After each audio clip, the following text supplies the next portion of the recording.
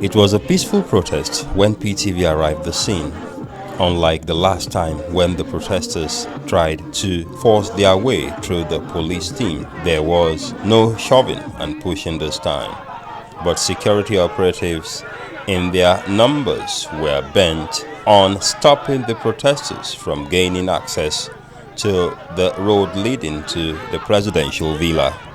The protesters had to resort to chanting slogans, even though the president, Shavila, was not within earshot. Coming upon this nation, I said we must rise. Every Nigerian must rise and demand accountability from our government. We say enough is enough of this thing. They are not convinced that the president was doing enough to stop the killings in some parts of the country. Every Nigerian that has been killed must be counted and named. We're tired of numbers being thrown out there. They must be dignified. We must dignify the Nigerian life. Every day the government must count and name them. The IDPs that we have today, how many are there? How many have been displaced in all these places that attacks have happened? People have had to run away from their villages. Villages and towns are being taken over by these terrorists that have come from nowhere, and the government is not doing anything.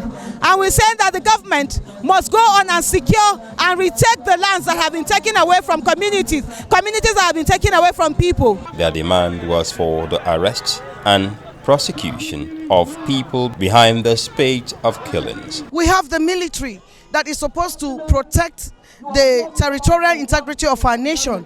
Why are invaders coming to this country to kill us? Are we at war? What has the military done? Is it that we cannot defend ourselves against external aggression?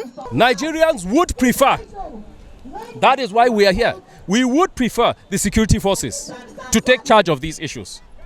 But it's becoming increasingly apparent that they are either unwilling or unable to do so.